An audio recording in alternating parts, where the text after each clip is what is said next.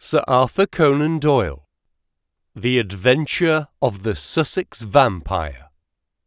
An audiobook recorded by David McCran. Holmes had read carefully a note which the last post had brought him.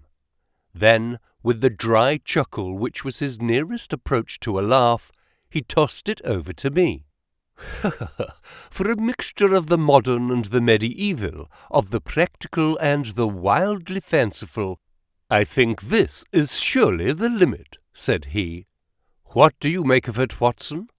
I read as follows. 46, Old Jury, November 19th, regarding vampires. Sir, our client, Mr. Robert Ferguson of Ferguson and Muirhead, tea brokers of Mincing Lane, has made some inquiry from us in a communication of even date concerning vampires.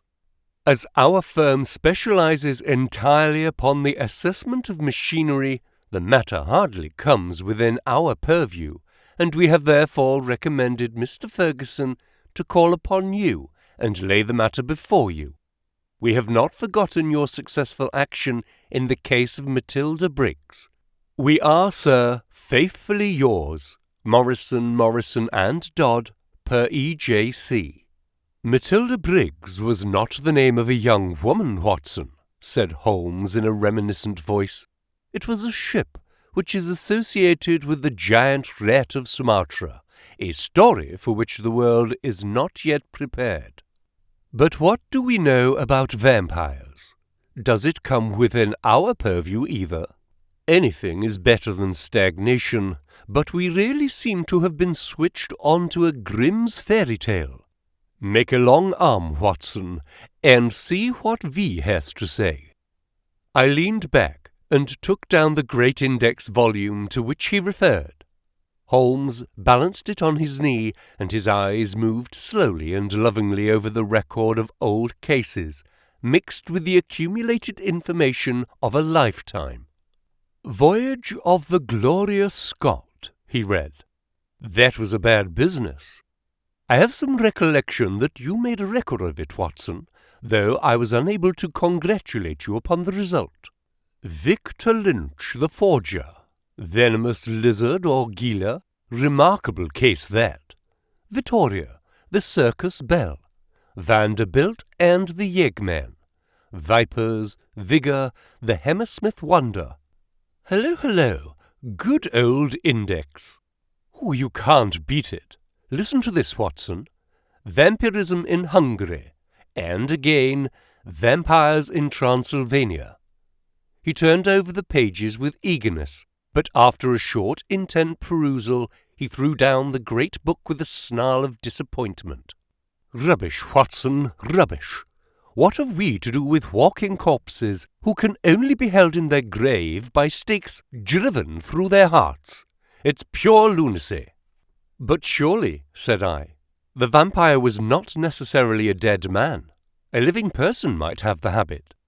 I have read, for example, of the old sucking the blood of the young in order to retain their youth. You are right, Watson. It mentions the legend in one of these references.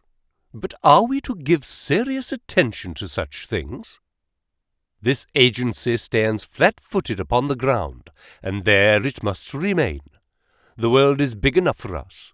No ghosts need apply. I fear that we cannot take Mr. Robert Ferguson very seriously. Possibly this note may be from him, and may throw some light upon what is worrying him. He took up a second letter, which had lain unnoticed upon the table while he had been absorbed with the first.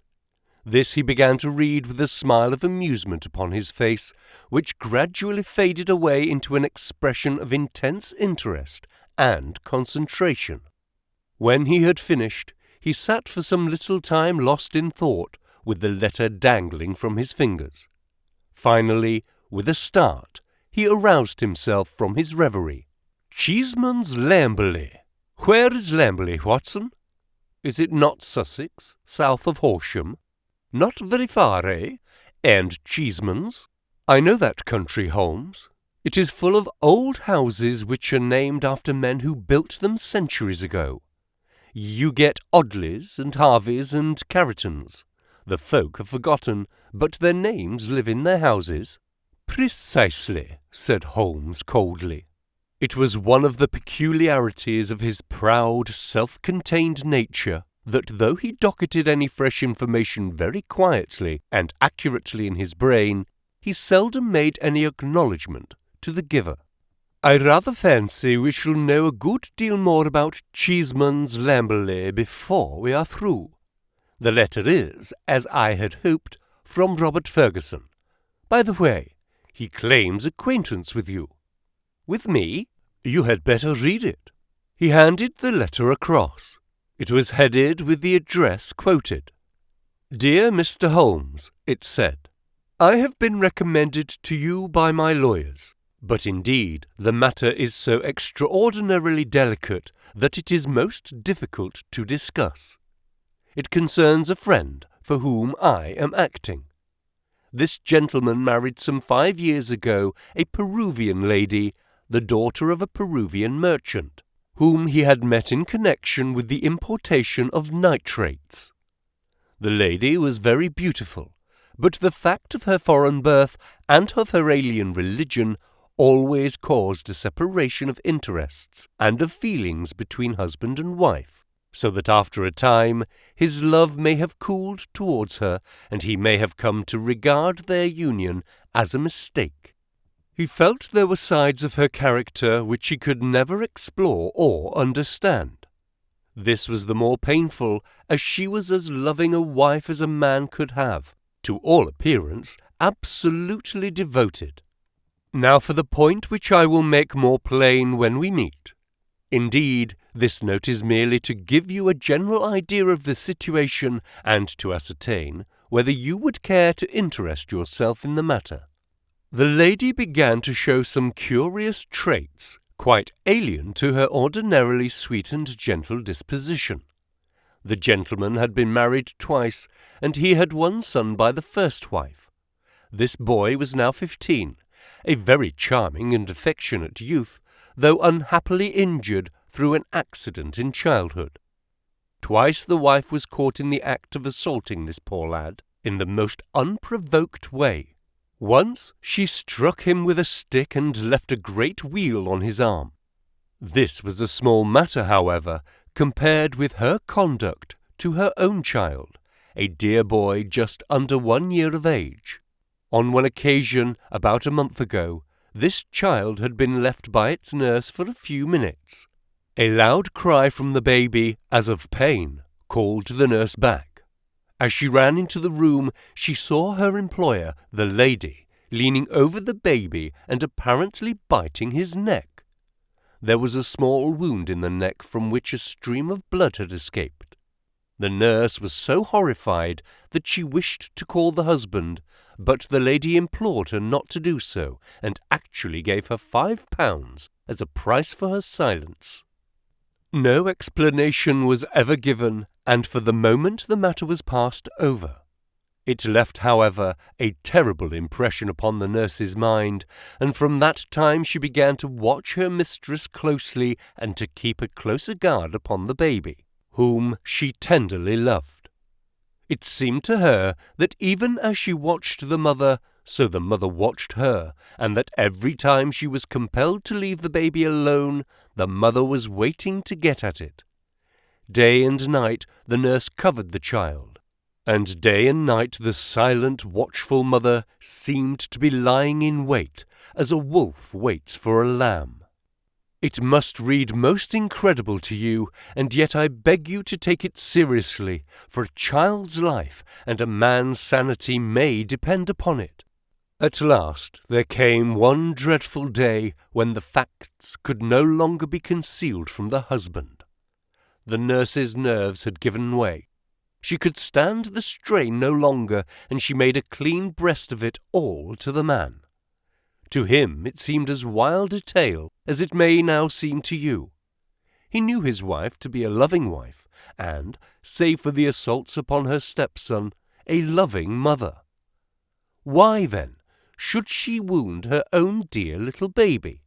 He told the nurse that she was dreaming, that her suspicions were those of a lunatic, and that such libels upon her mistress were not to be tolerated. While they were talking, a sudden cry of pain was heard. Nurse and master rushed together to the nursery. Imagine his feelings, Mr. Holmes, as he saw his wife rise from a kneeling position beside the cot and saw blood upon the child's exposed neck and upon the sheet. With a cry of horror, he turned his wife's face to the light and saw blood all around her lips. It was she beyond all question, who had drunk the poor baby's blood. So the matter stands. She is now confined to her room. There has been no explanation. The husband is half demented. He knows, and I know, little of vampirism beyond the name. We had thought it was some wild tale of foreign parts. And yet, here in the very heart of the English Sussex. Well, all this can be discussed with you in the morning. Will you see me? Will you use your great powers in aiding a distracted man? If so, kindly wire to Ferguson, Cheeseman's, Lamberley, and I will be at your rooms by 10 o'clock. Yours faithfully, Robert Ferguson. P.S. I believe your friend Watson played rugby for Blackheath when I was 3/4 for Richmond. It is the only personal introduction which I can give. Of course I remembered him, said I, as I laid down the letter. Big Bob Ferguson, the finest 3/4 Richmond ever had. He was always a good-natured chap. It's like him to be so concerned over a friend's case. Holmes looked at me thoughtfully and shook his head. I never get your limits, Watson, said he. There are unexplored possibilities about you. Take a wire down, like a good fellow. We will examine your case with pleasure. Your case? We must not let him think that this agency is a home for the weak-minded. Of course it is his case. Send him that wire, and let the matter rest till morning. Promptly at 10 o'clock next morning, Ferguson strode into our room. I had remembered him as a long, slab-sided man with loose limbs and a fine turn of speed, which had carried him round many an opposing back. There is surely nothing in life more painful than to meet the wreck of a fine athlete whom one has known in his prime. His great frame had fallen in, his flaxen hair was scanty, and his shoulders were bowed. I fear that I roused corresponding emotions in him. "Hello, Watson," said he, and his voice was still deep and hearty. "You don't look quite the man you did when I threw you over the ropes into the crowd at the old deer park. I expect I've changed a bit also. But it's this last day or two that has aged me.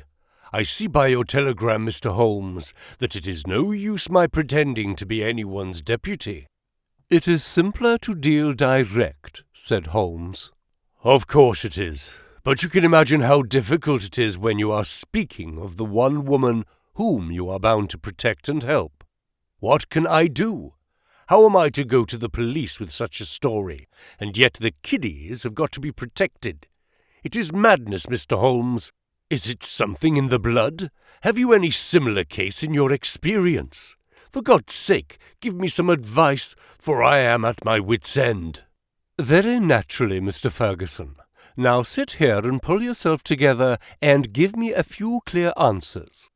I can assure you that I am very far from being at my wit's end, and that I am confident we shall find some solution. First of all, tell me what steps you have taken. Is your wife still near the children?" "We had a dreadful scene. She is a most loving woman, Mr. Holmes. If ever a woman loved a man with all her heart and soul, she loves me. She was cut to the heart that I should have discovered this horrible, this incredible secret. She would not even speak. She gave no answer to my reproaches, save to gaze at me with a sort of wild, despairing look in her eyes. Then she rushed to her room and locked herself in. Since then she has refused to see me. She has a maid who was with her before her marriage, Dolores by name, a friend rather than a servant. She takes her food to her.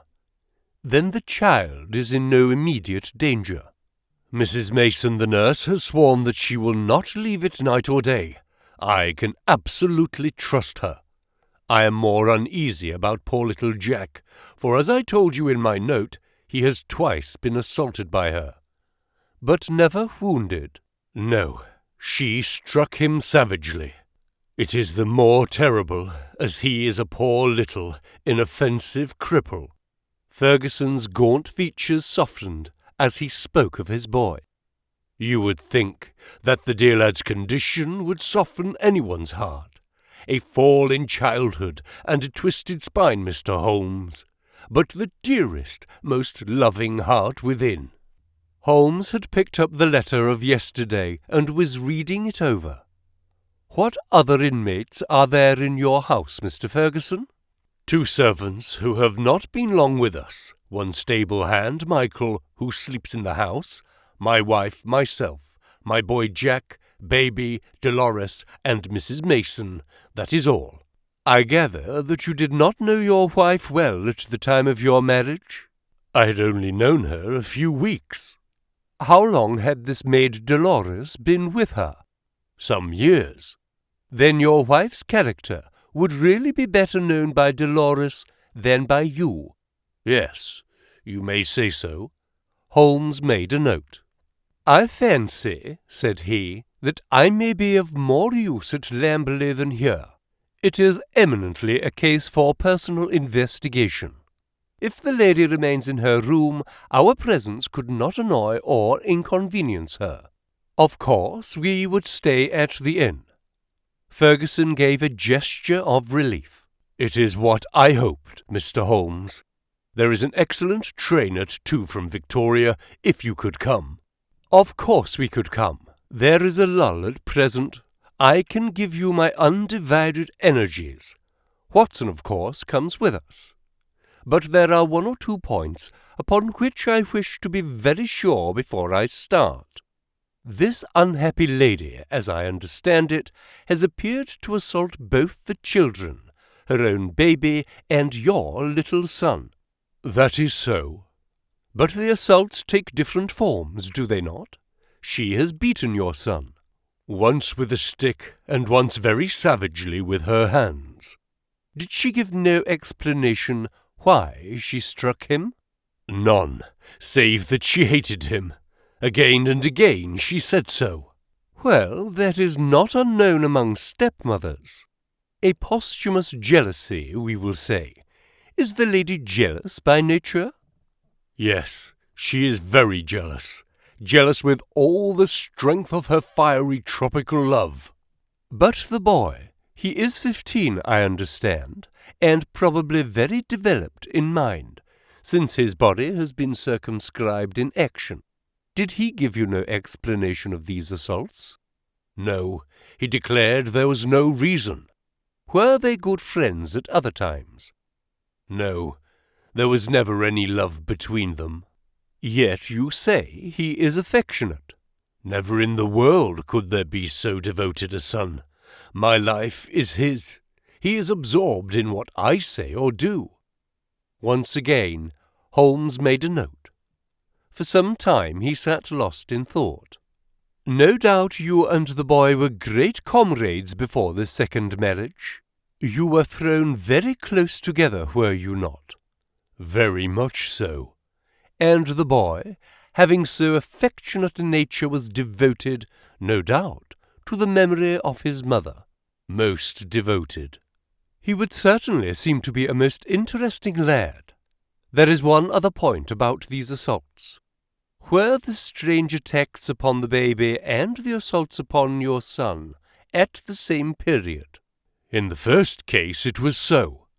It was as if some frenzy had seized her, and she had vented her rage upon both.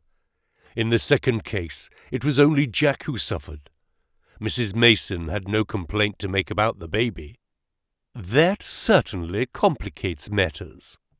I don't quite follow you, Mr. Holmes. Possibly not. One forms provisional theories and waits for time or fuller knowledge to explode them. A bad habit, Mr. Ferguson, but human nature is weak. I fear that your old friend here has given an exaggerated view of my scientific methods. However, I will only say at the present stage that your problem does not appear to me to be insoluble, and that you may expect to find us at Victoria at 2 o'clock. It was the evening of a dull, foggy November day, when, having left our bags at the Chequers, Lamberley, we drove through the Sussex clay of a long winding lane and finally reached the isolated and ancient farmhouse in which Ferguson dwelt. It was a large, straggling building, very old in the centre, very new at the wings, with towering Tudor chimneys and a lichen-spotted, high-pitched roof of Horsham slabs. The doorstep was worn into curves, and the ancient tiles which lined the porch were marked with the rebus of a cheese and a man after the original builder. Within, the ceilings were corrugated with heavy oaken beams, and the uneven floors sagged into sharp curves. An odour of age and decay pervaded the whole crumbling building. There was one very large central room into which Ferguson led us. Here, in a huge, old-fashioned fireplace with an iron screen behind it dated 1670, there blazed and spluttered a splendid log fire. The room, as I gazed round, was a most singular mixture of dates and of places. The half-panelled walls may well have belonged to the original yeoman farmer of the 17th century. They were ornamented, however, on the lower part by a line of well-chosen modern watercolours, while above, where yellow plaster took the place of oak, there was hung a fine collection of South American utensils and weapons, which had been brought, no doubt, by the Peruvian lady upstairs. Holmes rose, with that quick curiosity which sprang from his eager mind, and examined them with some care. He returned with his eyes full of thought.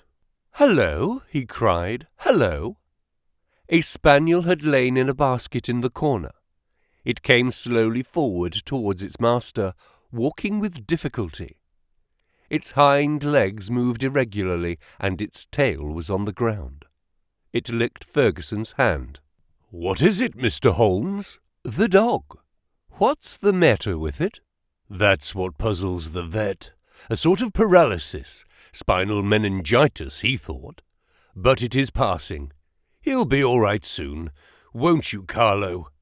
A shiver of assent passed through the drooping tail. The dog's mournful eyes passed from one of us to the other. He knew that we were discussing his case. "Did it come on suddenly?" "In a single night." "How long ago?" "It may have been 4 months ago." "Very remarkable. Very suggestive." "What do you see in it, Mr. Holmes?" "A confirmation of what I had already thought." "For God's sake, what do you think, Mr. Holmes? It may be a mere intellectual puzzle to you, but it's life and death to me. My wife a would-be murderer, my child in constant danger. Don't play with me, Mr. Holmes. It is too terribly serious." The big Rugby 3/4 was trembling all over. Holmes put his hand soothingly upon his arm. "I fear that there is pain for you, Mr. Ferguson, whatever the solution may be," said he. "I would spare you all I can. I cannot say more for the instant, but before I leave this house, I hope I may have something definite." "Please God you may. If you'll excuse me, gentlemen, I will go up to my wife's room and see if there has been any change." He was away some minutes, during which Holmes resumed his examination of the curiosities upon the wall. When our host returned, it was clear from his downcast face that he had made no progress. He brought with him a tall, slim, brown-faced girl. "The tea is ready, Dolores," said Ferguson. "See that your mistress has everything she can wish." "She very ill," cried the girl, looking with indignant eyes at her master. "She no ask for food. She very ill. She need doctor. I frightened stay alone with her without doctor." Ferguson looked at me with a question in his eye. "I should be so glad if I could be of use. Would your mistress see Dr. Watson?" "I take him. I ask no leave. She needs doctor." "Then I'll come with you at once." I followed the girl, who was quivering with strong emotion, up the staircase and down an ancient corridor. At the end was an iron-clamped and massive door. It struck me as I looked at it that if Ferguson tried to force his way to his wife, he would find it no easy matter. The girl drew a key from her pocket, and the heavy oaken planks creaked upon their old hinges. I passed in, and she swiftly followed, fastening the door behind her. On the bed, a woman was lying who was clearly in a high fever. She was only half conscious, but as I entered, she raised a pair of frightened but beautiful eyes and glared at me in apprehension. Seeing a stranger, she appeared to be relieved and sank back with a sigh upon the pillow. I stepped up to her with a few reassuring words, and she lay still while I took her pulse and temperature. Both were high, and yet my impression was that the condition was rather that of a mental and nervous excitement than of any actual seizure. "She lie like that 1 day, 2 day. I 'fraid she die," said the girl. The woman turned her flushed and handsome face towards me. "Where is my husband?" "He is below, and would wish to see you." "I will not see him. I will not see him." Then she seemed to wander off into delirium. "A fiend! A fiend! Oh, what shall I do with this devil?" "Can I help you in any way?" "No, no one can help. It is finished. All is destroyed. Do what I will, all is destroyed." The woman must have some strange delusion. I could not see honest Bob Ferguson in the character of fiend or devil. "Madam," I said, "your husband loves you dearly. He is deeply grieved at this happening." Again she turned on me those glorious eyes. "He loves me, yes. But do I not love him? Do I not love him even to sacrifice myself rather than break his dear heart? That is how I love him, and yet he could think of me. He could speak of me so."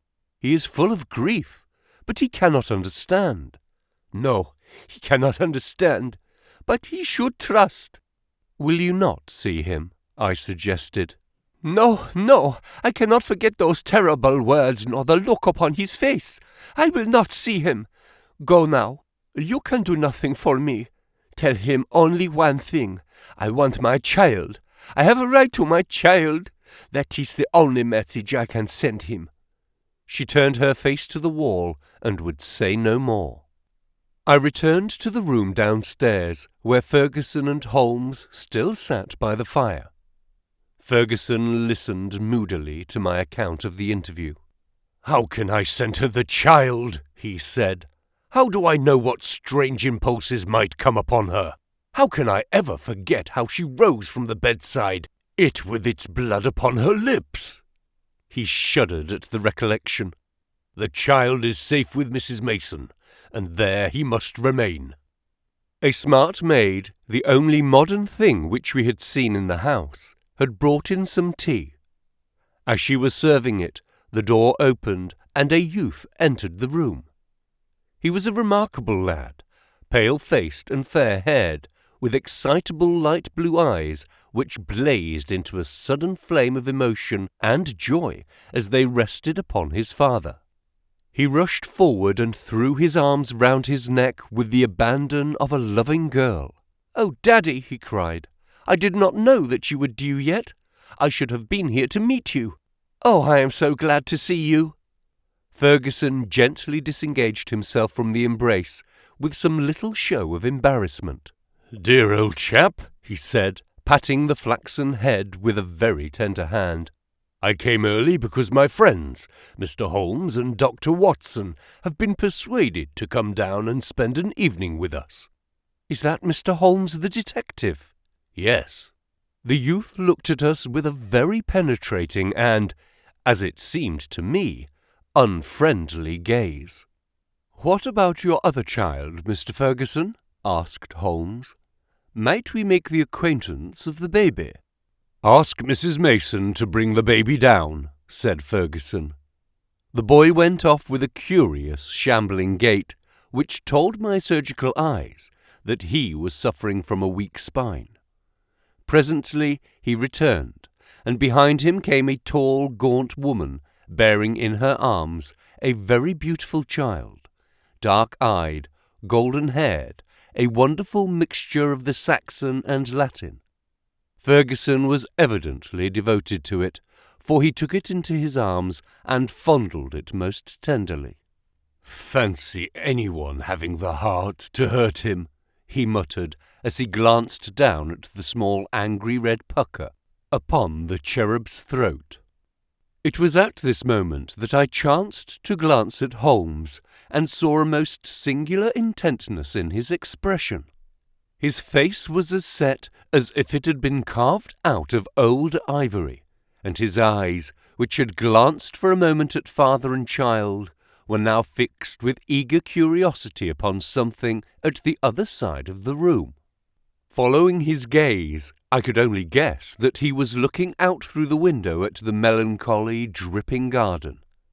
It is true that a shutter had half closed outside and obstructed the view, but none the less, it was certainly at the window that Holmes was fixing his concentrated attention. Then he smiled, and his eyes came back to the baby. On its chubby neck there was this small puckered mark.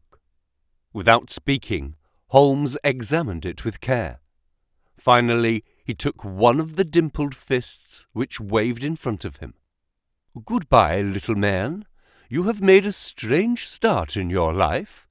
Nurse, I should wish to have a word with you in private."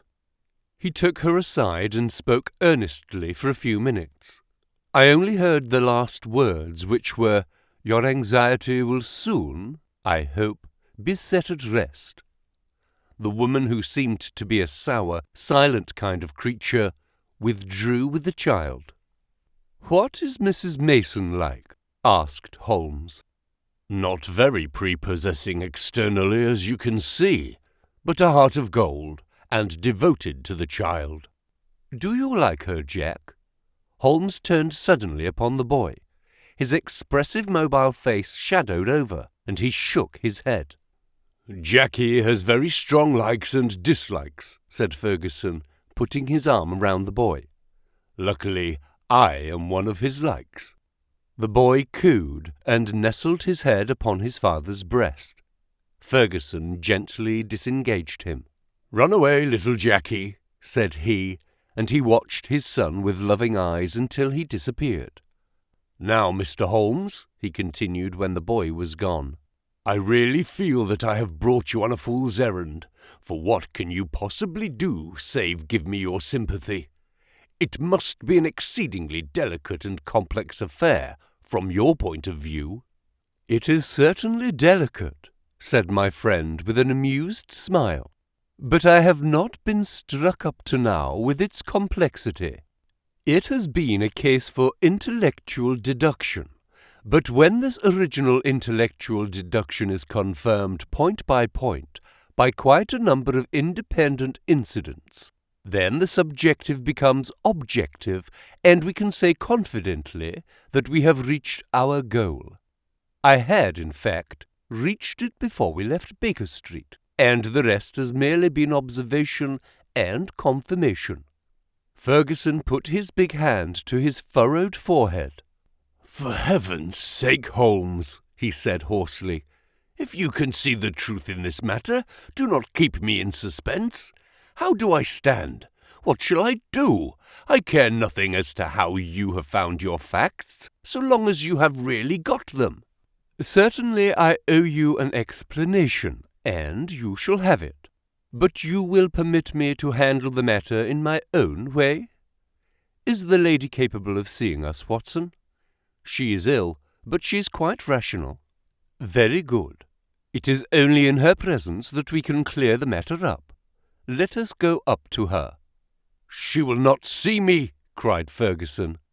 Oh, yes, she will, said Holmes. He scribbled a few lines upon a sheet of paper. You at least have the entree, Watson. Will you have the goodness to give the lady this note? I ascended again and handed the note to Dolores, who cautiously opened the door. A minute later, I heard a cry from within, a cry in which joy and surprise seemed to be blended. Dolores looked out. She will see them. She will listen, she said. At my summons, Ferguson and Holmes came up. As we entered the room, Ferguson took a step or two towards his wife, who had raised herself in the bed, but she held out her hand to repulse him. He sank into an armchair, while Holmes seated himself beside him after bowing to the lady, who looked at him with a wide-eyed amazement. I think we can dispense with Dolores, said Holmes. Oh, very well, madam. If you would rather she stayed, I can see no objection. Now, Mr. Ferguson, I am a busy man with many calls, and my methods have to be short and direct. The swiftest surgery is the least painful. Let me first say what will ease your mind. Your wife is a very good and very loving and very ill-used woman. Ferguson sat up with a cry of joy. Prove that, Mr. Holmes, and I am your debtor forever. I will do so, but in doing so I must wound you deeply in another direction. I care nothing so long as you clear my wife. Everything on earth is insignificant compared to that. Let me tell you, then, the train of reasoning which passed through my mind in Baker Street. The idea of a vampire was to me absurd. Such things do not happen in criminal practice in England. And yet, your observation was precise. You had seen the lady rise from beside the child's cot with the blood upon her lips. I did. Did it not occur to you that a bleeding wound may be sucked for some other purpose than to draw the blood from it? Was there not a queen in English history who sucked such a wound to draw poison from it? Poison? A South American household. My instinct felt the presence of those weapons upon the wall before my eyes ever saw them. It might have been other poison, but that was what occurred to me. When I saw that little empty quiver beside the small bird bow, it was just what I expected to see. If the child were pricked with one of those arrows dipped in curare, or some other devilish drug, it would mean death if the venom were not sucked out. And the dog. If one were to use such a poison, would one not try it first in order to see that it had not lost its power? I did not foresee the dog, but at least I understand him, and he fitted into my reconstruction. Now do you understand? Your wife feared such an attack. She saw it made and saved the child's life, and yet she shrank from telling you all the truth, for she knew how you loved the boy and feared lest it break your heart. Jackie? I watched him as you fondled the child just now. His face was clearly reflected in the glass of the window, where the shutter formed a background. I saw such jealousy, such cruel hatred, as I have seldom seen in a human face. My Jackie? You have to face it, Mr. Ferguson. It is the more painful because it is a distorted love, a maniacal, exaggerated love for you, and possibly for his dead mother, which has prompted his action. His very soul is consumed with hatred for this splendid child, whose health and beauty are a contrast to his own weakness. Good God! It is incredible! Have I spoken the truth, madam? The lady was sobbing, with her face buried in the pillows. Now she turned to her husband. How could I tell you, Bob? I felt the blow it would be to you. It was better that I should wait and that it should come from some other lips than mine. When this gentleman, who seems to have powers of magic, wrote that he knew all, I was glad. I think a year at sea would be my prescription for Master Jackie, said Holmes, rising from his chair. Only one thing is still clouded, madame. We can quite understand your attacks upon Master Jackie. There is a limit to a mother's patience. But how did you dare to leave the child these last 2 days? I had told Mrs. Mason. She knew. Exactly. So I imagined. Ferguson was standing by the bed, choking, his hands outstretched and quivering. This, I fancy, is the time for our exit, Watson, said Holmes in a whisper. If you will take one elbow of the too faithful Dolores, I will take the other. There now, he added as he closed the door behind him. I think we may leave them to settle the rest among themselves. I have only one further note of this case. It is the letter which Holmes wrote in final answer to that with which the narrative begins. It ran thus: Baker Street, November 21st. Regarding vampires. Sir, referring to your letter of the 19th, I beg to state that I have looked into the inquiry of your client, Mr. Robert Ferguson, of Ferguson and Muirhead, tea brokers of Mincing Lane, and that the matter has been brought to a satisfactory conclusion. With thanks for your recommendation, I am, sir, faithfully yours, Sherlock Holmes.